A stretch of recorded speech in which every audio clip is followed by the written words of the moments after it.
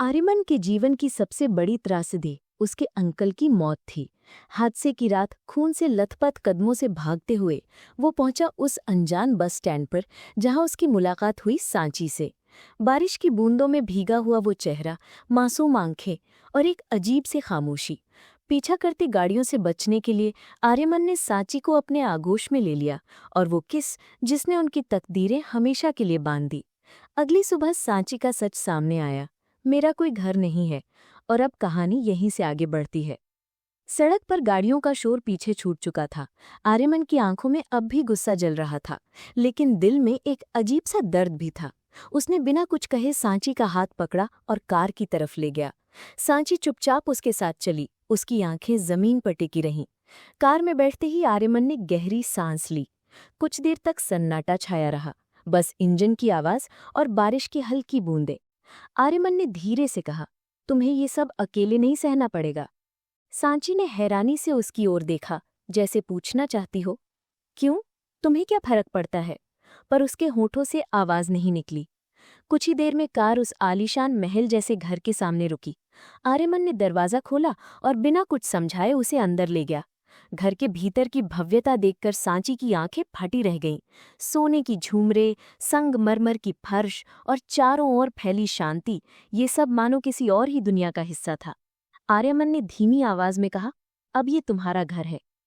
सांची के कदम रुक गए। उसने कांपती आवाज में कहा, नहीं, मैं बोझ नहीं बन सकती, मैं चली जाऊंगी। आर्यमन ने उसकी आंखों में सीधे देखा।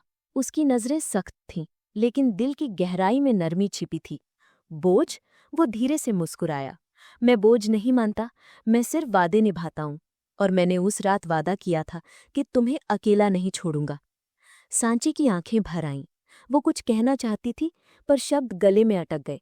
उस पल आर्यमन का गुस्सा, उसका दर्द और उसकी मजबूती सब मिलकर एक ही एहसास में बदल गए, पोजेशन। जैसे तकदीर ने सांची को उसी की जिंदगी में धकेल दिया हो। आर्यमन अपनी आलीशान ऑफिस की ऊंची बिल्डिंग की टॉप फ्लोर पर था। बड़ी बड़ी कांच की खिड़कियों से पूरे शहर का नजारा दिख रहा था। कमरे के बीचों बीच काले रंग की बड़ी मेज और उस पर फैली फाइलें बिखरी थीं। आर्यमन अपनी लेदर चेयर पर टिककर बैठा था, हाथ में विस्की का गिलास धीरे धीरे घुमा रहा था। कमरे का माहौल भारी था। एसी चल रहा था, लेकिन फिर भी तनाव की गर्मी महसूस हो रही थी। सामने उसका सबसे भरोसेमंद आदमी विक्रांत हाथ पीछे बांधे खड़ा था। आर्यमन ने धीमी लेकिन सख्त आवाज में पूछा, विक्रांत, अंकल के कातिलों का कुछ सुराग मिला? विक्रांत ने नजरें झुकाईं और बोला, सर, सीधे तौर पर नहीं, लेकिन मंडे की एक बड़ी पार्टी है, वहां दुश्मनों का कोई आदमी जरूर आएगा, हमें मौका मिल सकता है।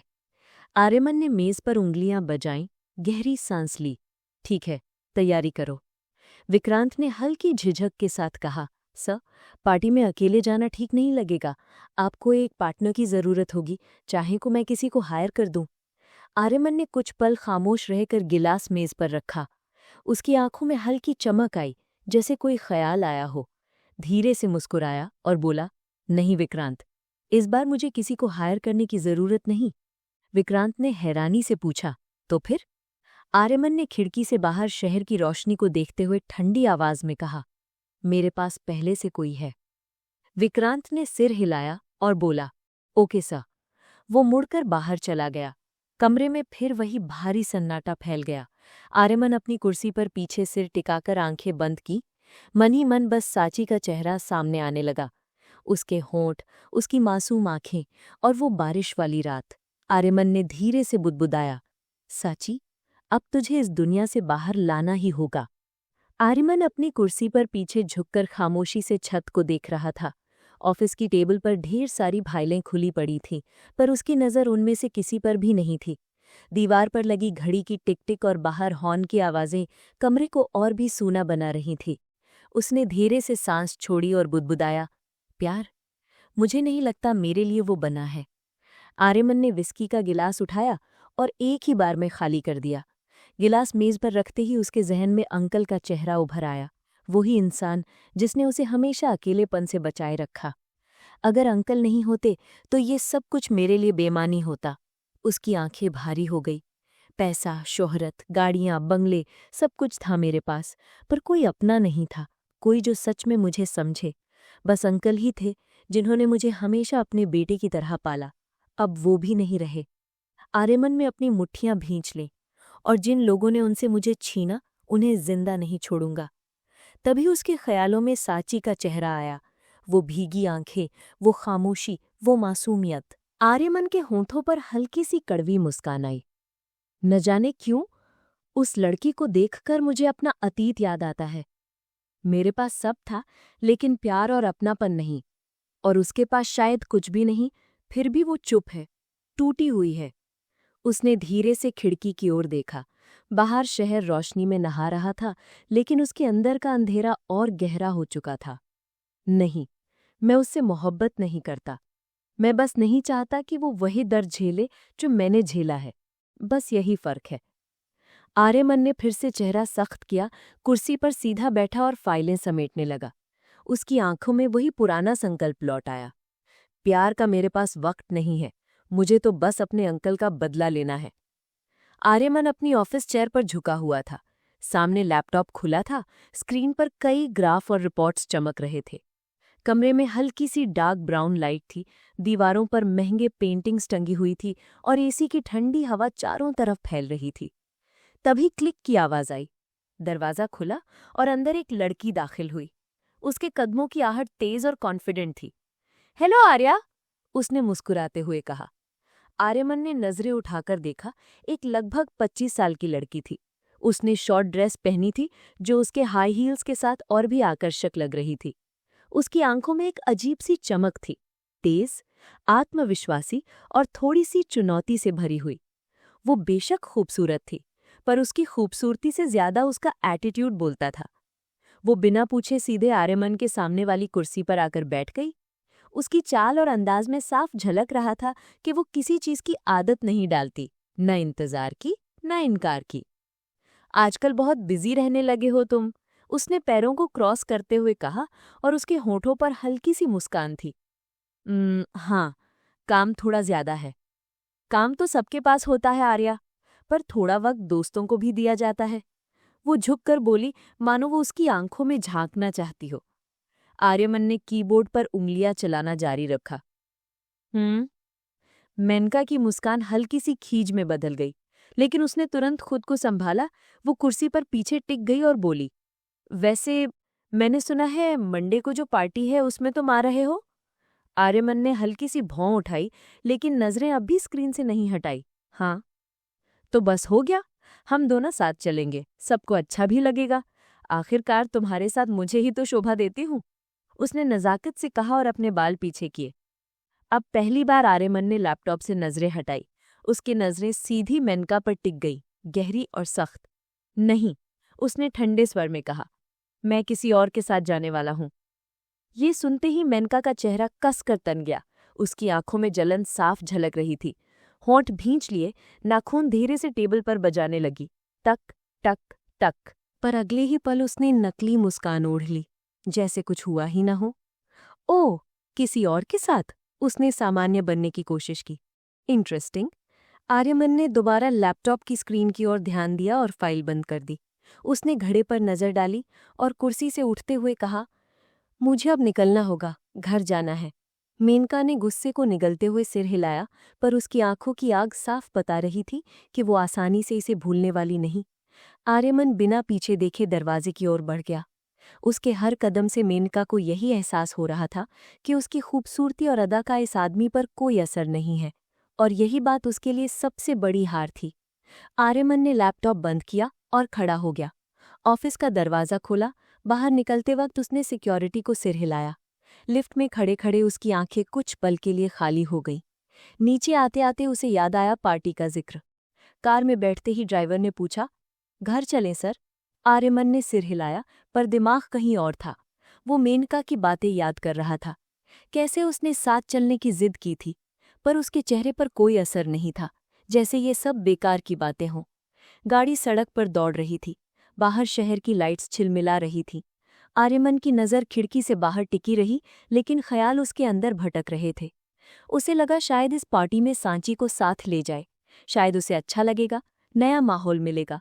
और वैसे भी उसे थोड़ी सी खुशियां तो मिलनी ही चाहिए। आर्यमन ने हल्का सा सांस छोड़ा, मानो कोई छोटा सा फैसला ले लिया हो।